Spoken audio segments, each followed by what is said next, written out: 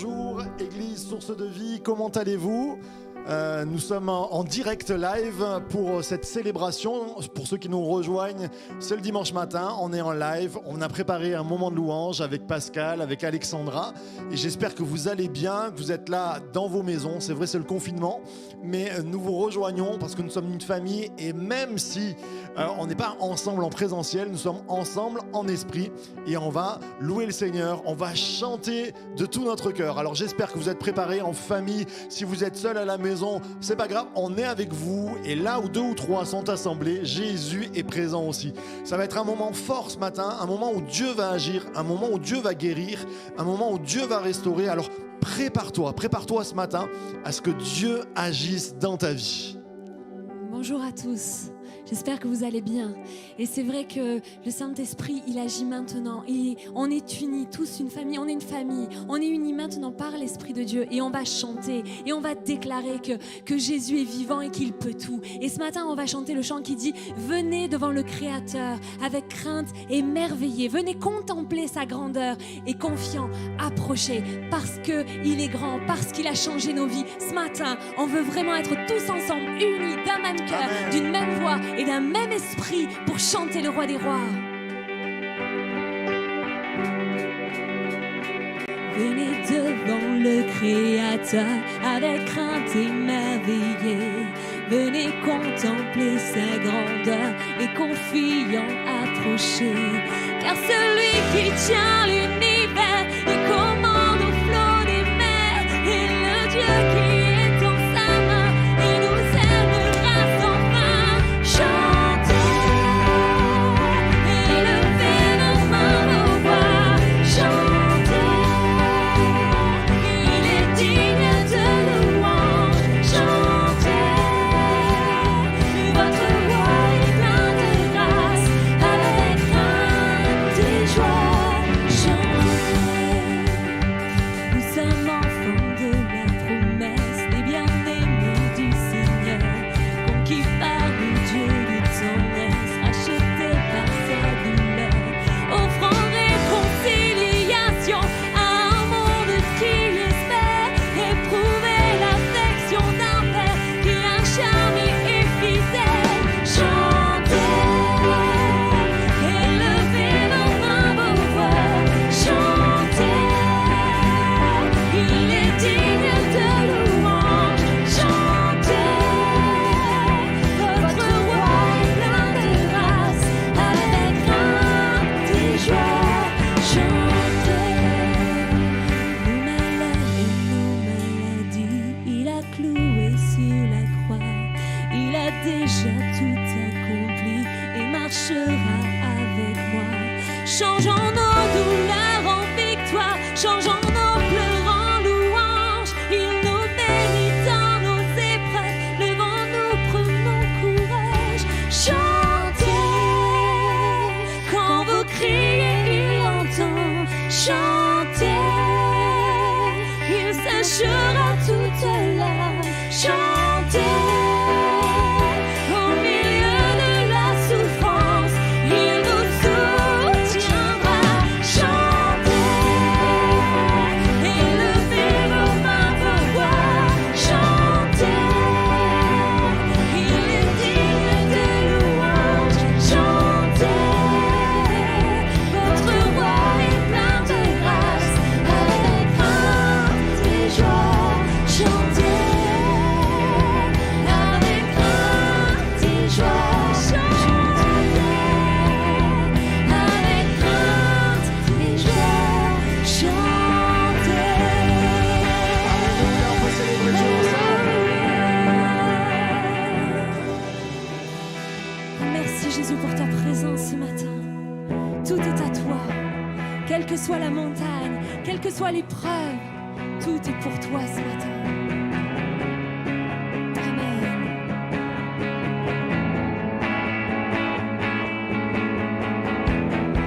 Quelle que soit la montagne haute, il est plus haut. Quel que soit le fardeau si grand, il est plus grand. Quelle que soit la vallée profonde,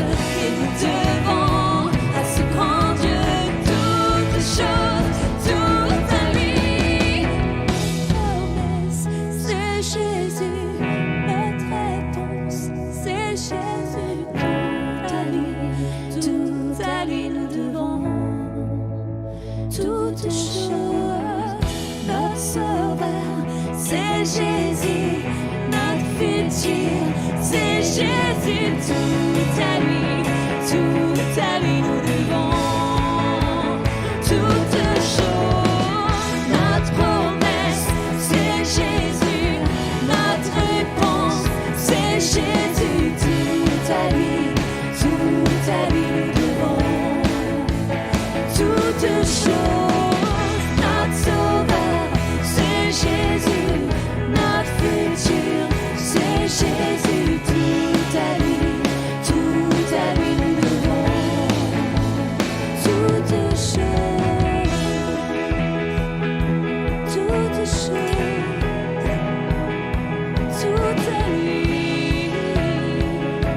tout à lui, nous devons toutes choses, toutes choses, tout à lui, tout à lui. Voilà, est-ce qu'on peut célébrer le Seigneur ensemble? On peut l'acclamer ce matin. Là, chez vous, ici, à Source de Vie, nous célébrons Dieu ensemble. Alors, c'est du direct live. On va passer maintenant à la parole de Dieu. On continuera tout à l'heure avec l'équipe, avec Alexandra, avec Pascal. Il y a aussi, vous entendez, il y a des batteurs derrière. Il y a toute l'équipe des Nuggets. On est heureux d'être ensemble ce matin. Et je change de micro. Attention, et c'est parti.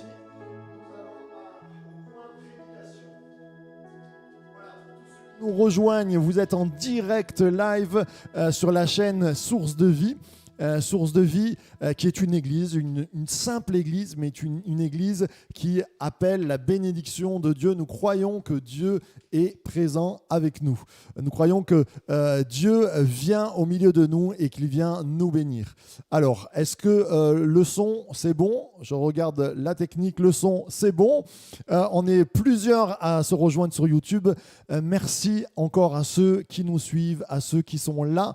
Je crois que réunis ensemble, nous allons voir de grandes choses. Ce matin, une thématique simple que j'avais sur le cœur, puisque plusieurs m'en ont parlé. Nous sommes dans des temps un peu troublés, nous sommes un peu dans des temps un peu compliqués, mais mes frères et sœurs, je crois que c'est une belle chose que de se dire nous avons le Seigneur avec nous. Il y a des personnes qui sont seules sur cette terre, qui pensent à la crainte, qui sont environnées de crainte, de stress, et nous avons la lumière. Et je crois que nous ne voulons pas être égoïstes. Et merci Seigneur pour la chaîne que nous avons, Source de Vie, parce que nous allons parler de la lumière qui vient éclairer. Nous sommes la lumière. L'église Source de Vie, vous êtes une lumière, on va le voir ensemble.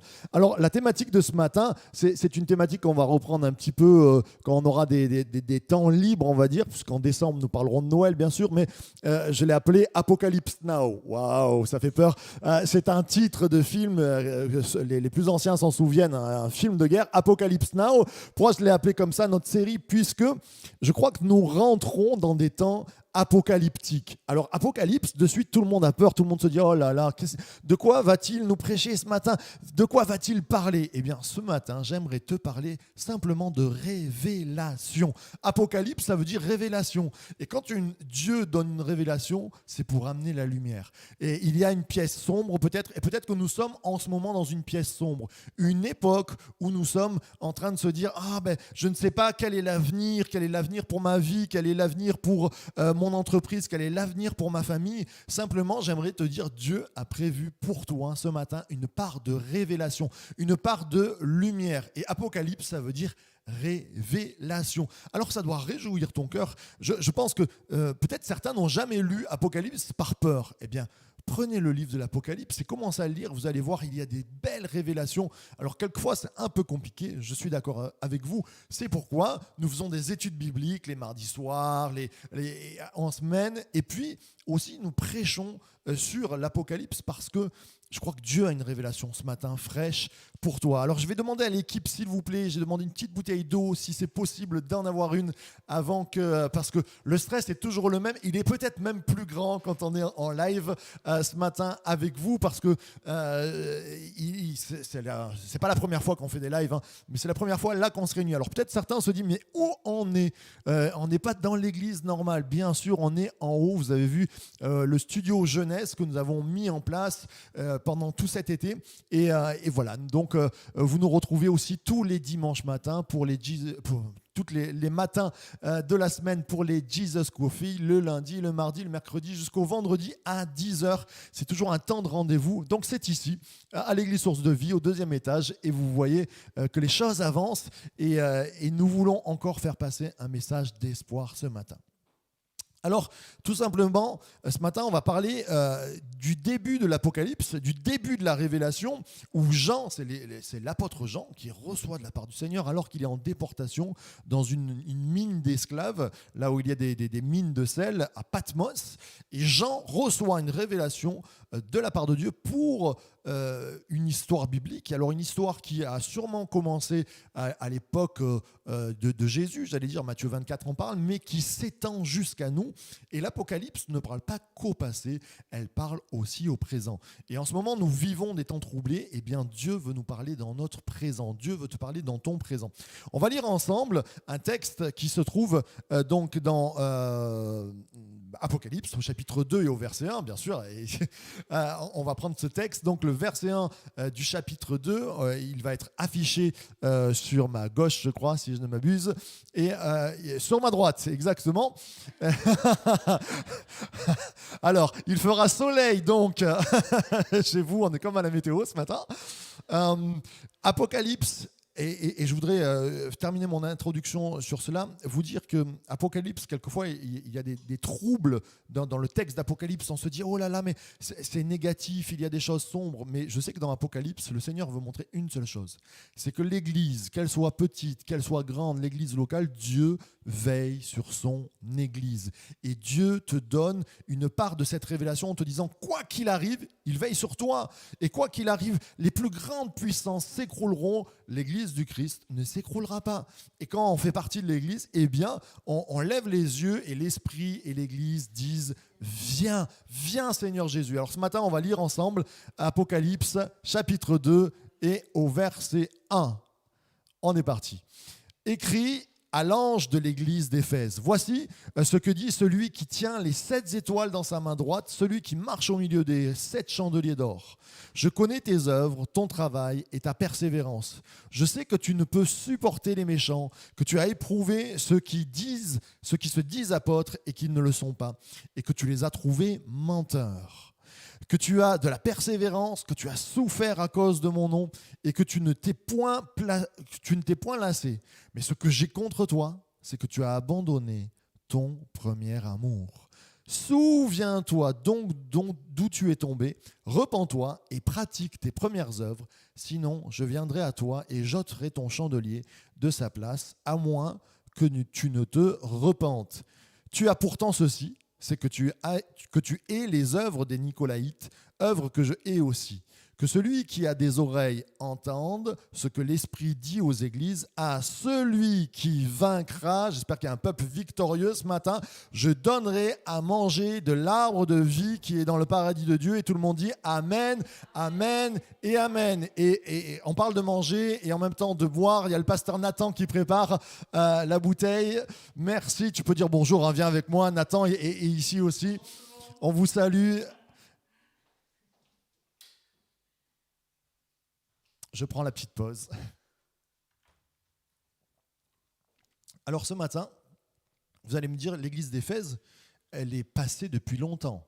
Si vous regardez, Éphèse n'existe plus. Qu'est-ce qui s'est passé à Éphèse ? Il y avait une grande ville, une des plus grandes de son époque. Ça touchait un petit peu l'Asie, comme on dit. C'est la fin de la Turquie, sur la côte de la Turquie. Et Éphèse, aujourd'hui, en fait, avec les années, il y a eu une montée de sable. Et le sable a envahi la ville. Et alors même à l'époque antique, hein, ils ont essayé avec le port de faire des digues, mais ils n'y sont pas arrivés. Éphèse s'est fait grignoter par le sable. Quand on regarde la ville d'Éphèse, c'est une antiquité qui nous parle. Mais le Seigneur, est-ce qu'il ne parle qu'au passé au travers des 7 églises à qui il envoie des lettres ? Non. Je crois que l'Apocalypse a été écrit à une certaine époque pour certaines églises, mais que le message est actuel.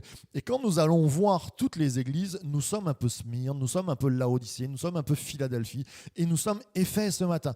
Et dans ces églises, parce que souvent, on va voir là que si je vous parle d'Éphèse, les biblistes que vous êtes vont me dire « Ah, tu as abandonné le premier amour ». Et c'est vrai. Mais si vous regardez, on va le voir ensemble tout à l'heure, il y a aussi beaucoup de plus dans l'église d'Éphèse. Et ce que je veux dire, c'est que le Seigneur ne met pas l'accent que sur un point faible, il met aussi l'accent sur beaucoup de points forts. Et je crois qu'il nous faut changer aussi de regard dans nos églises, quelquefois dans nos vies. Un homme, une femme fait une erreur dans sa vie, qu'est-ce qui reste? L'erreur. Et même s'il a fait des milliers de choses bien, on va garder l'erreur, on va dire « Ah, il a fait cela ». Et je ne pense pas que Dieu est comme ça. Dieu encourage, Dieu est un père d'encouragement, il nous dit simplement les axes d'amélioration qu'il nous faut. Il vient voir Éphèse, il lui dit « Tu as ça, tu as ça, tu as cela, tu es une belle église ». Et l'église d'Éphèse, à cette époque-là, était une des plus grandes églises. C'était la méga church de l'époque. Et Dieu vient leur dire, tu as bien travaillé, mais il y a un axe d'amélioration où tu dois travailler. Et ce matin, il vient nous voir, il toque à la porte de nos cœurs, mais à la porte de l'église locale Fréjus-Saint-Raphaël. Et je crois qu'on va se remettre en question au travers de toutes ces prédications, de se dire, Seigneur, qu'est-ce que tu as à me dire, mais qu'est-ce que tu as à dire à l'Église? Et on voit ensemble, juste, on fait un petit panorama par rapport à Éphèse. Ce que je vois par rapport à l'Apocalypse, c'est que Dieu parle aux églises locales. Premièrement, il ne parle pas à l'église en général. Quand vous regardez Éphèse, il cite l'église d'Éphèse, il cite l'église de Laodicée. Dieu se préoccupe et aime les églises locales. Souvent, j'entends « Ah, moi, je vais pas aller dans une église locale, je fais partie de l'église universelle ». Dieu ne parle pas de l'église universelle. Bien sûr que quand Jésus dit à Pierre « Je te donnerai les clés de l'église », à un moment donné, il y a une pensée de l'église universelle. Mais à chaque fois que Dieu parle, il est précis et il va visiter et il regarde des églises locales. Et je crois que c'est important qu'en tant qu'église locale, que nous faisons partie, attache-toi, peut-être que tu n'es pas encore dans une église locale, tu nous regardes ce matin, attache-toi à une église locale parce que Dieu ne voit pas autrement que des chrétiens, des croyants, des membres d'une église locale. Et là, quand il parle à Éphèse, il ne parle pas à une sorte de généralité, non, il va s'adresser. Et quand il s'adresse, je regarde un petit peu le texte que nous venons de voir, ce que je m'aperçois aussi, c'est que les églises ont des anges. Ah, tiens, intéressant. Alors, il y a eu des problématiques dans l'histoire. Certains se sont mis à louer les anges. On n'est pas là-dedans, mais ce que je sais, c'est que écrit à l'ange de l'église d'Éphèse, dit à l'ange de l'église d'Éphèse. Ce qui veut dire que Dieu, qu'est-ce que c'est les anges? Ange, ça veut dire messager envoyé. Dieu a prévu pour l'église Fréjus-Saint-Raphaël, il y a des autorités. Dieu délègue son autorité et il dit, attention, ange de Fréjus-Saint-Raphaël, vous vous rendez compte, on a un ange ou des anges qui sont là, veillent sur l'église de Fréjus-Saint-Raphaël, sur l'église source de vie. C'est extraordinaire quand même. Se dire qu'on n'est pas abandonné, Dieu veille sur son église, Christ veille sur son église et il délègue ses armées. Alors, il ne nous est pas dit d'appeler les anges, de parler aux anges, de louer, surtout pas, mais Dieu envoie ses émissaires pour nous protéger, pour nous garder et quand il écrit à l'ange de l'église d'Éphèse. C'est très intéressant.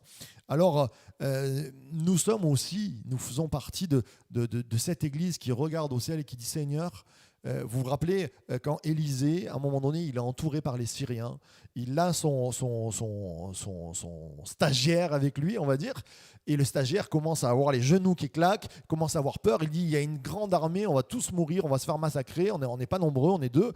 Et là, Élisée dit, Seigneur, ouvre-lui les yeux. Et quand il ouvre les yeux, il voit une armée qui est autour. Mes frères et sœurs, tu n'es pas seul. Dans ces temps apocalyptiques, dans ces temps sombres, peut-être, le Seigneur envoie ses armées. Le Seigneur, moi je le crois, et ce matin, je veux prendre ça pour mon cœur. Ce que je vois aussi dans les points, c'est que les églises sont des lumières. Au début, donc dans le chapitre 1, il nous est dit qu'il y a 7 étoiles qui sont les 7 anges pour les églises, et il y a les 7 chandeliers qui représentent les 7 églises. Nous sommes représentés comme un chandelier. À quoi ça sert un chandelier ? Je vous le demande. Un chandelier, est-ce que ça sert à... Parce que quelquefois, peut-être vous avez joué au Cluedo, le chandelier, et il sert quelquefois à assommer les personnes, quelquefois à se défendre. excusez-moi, mais j'espère que nos églises ne servent pas à assommer les gens. J'espère que ce matin, je ne vous assomme pas, que vous êtes bien bienveillants. Là, s'il y a des enfants à côté des parents, réveille ton père et ta mère, peut-être qu'on fait la bamboula hier, qu'on fait la fête. Ah non, on n'a pas le droit de se réunir. Attention, hein, je vous ai à l'œil, hein, je regarde quand même. Alors, un coup sur la tête, non, un chandelier, ça sert à amener la lumière. D'ailleurs, Jésus a dit, vous êtes la lumière du monde. Et en tant qu'Église source de vie, nous sommes appelés à être des lumières. Ce que je vois aussi dans ce texte, c'est que les églises sont évaluées. Dieu vient voir, Dieu vient demander. Alors si vous entendez des bruits, c'est qu'il y a du tonnerre. Peut-être qu'on est en live, vous avez du tonnerre chez vous, on entend du tonnerre ici. Même s'il y a le tonnerre, Dieu veille sur son Église. Les églises sont évaluées. Et Dieu vient voir et il vient regarder, il dit attention. Qu'est-ce que mon église Fréjus Saint-Raphaël, qu'est-ce qu'elle a fait en 2020 pendant ce confinement? Est-ce qu'elle s'est assise? Est-ce qu'elle s'est mise à pleurer, à dire ah c'est fini, nous ne pourrons plus nous réunir? Qu'est-ce que nous avons fait en 2020? J'aimerais rappeler qu'en 2020, en septembre 2019, on a lancé par exemple l'épicerie de Zoé qui même pendant le confinement ne s'est pas arrêtée. J'aimerais rappeler qu'avec l'effort des troupes que nous sommes, nous avons acheté des caméras qui servent au moment où nous sommes en confinement. Il y a toute une équipe derrière qui a dit nous ne fermerons pas l'église et même si les murs ferment, la vidéo sera là pour qu'on soit unis par l'Esprit de Dieu. C'est toute une équipe qui est derrière et il y a des équipes de prière, il y a des équipes. L'église source de vie se veut debout, se veut en marche et je crois que Dieu regarde ça. Et quand on va voir les plus, et Dieu aime regarder les détails dans nos cœurs, dans nos vies, et il sait que nous le servons. Alors, nous venons avec nos 5 pains et 2 poissons, mais nous disons, Seigneur, nous te servons avec cœur. Les églises sont conseillées aussi. Dieu vient conseiller les églises, il vient dire, voilà, il y a des axes d'amélioration, il y a des choses à changer, ce serait bien que tu le fasses, parce que sinon, ta flamme va un peu s'éteindre, et à la fin, s'il n'y a plus de bougie, s'il n'y a plus de flamme, s'il n'y a plus d'huile dans le chandelier, ça ne sert plus à rien et tu seras écarté. Alors le Seigneur, il ne veut pas nous écarter. Le Seigneur, il veut dire, je veux une église forte, je veux une église encourageante, une église qui bénit, une église qui illumine les alentours. Et puis, les églises ont des promesses. À l'église d'Éphèse, il nous est dit, si tu es victorieux à celui qui vaincra, vous vous rappelez ce qu'il donne à l'église d'Éphèse? Il mangera de l'arbre de la vie. Et ça parle de quoi? L'arbre de la vie, c'est ce qui permettait dans le jardin d'Éden d'avoir la vie éternelle. Dieu l'a enlevé, mais cet arbre de la vie dans l'Apocalypse, il réapparaît. Et alors, est-ce que c'est une image de Jésus? Mais en tout cas, il nous parle de vie éternelle. De vie éternelle qui ne commence pas après notre mort, mais qui commence dès à présent. Je crois que Dieu a prévu pour l'Église source de vie une vie éternelle qui commence maintenant. Ce n'est pas une vie simplement, c'est-à-dire biologique, c'est une vie spirituelle, rentrée dans le royaume des cieux. Et quand il dit, voici, à celui qui vaincra, à celui qui suit mes conseils, à celui qui écoute ma voix, et ce matin, c'est important, quand tu es chez toi, là, tu fais partie de l'Église source de vie, et tu es un membre de l'Église source de vie, un petit doigt, un pied, une oreille, le Seigneur te dit, écoute bien la voix pour faire avancer l'Église source de vie, pour que cette Église reçoive la promesse de rentrer, de manger de l'arbre de la vie dès à présent, qu'elle soit dans le royaume des cieux, qu'elle porte du fruit du royaume des cieux, qu'elle amène la vie. Alors nous appelons source de vie, alléluia, nous amenons la vie. Et puis, il nous est dit, et je l'ai noté, les églises ont des oreilles.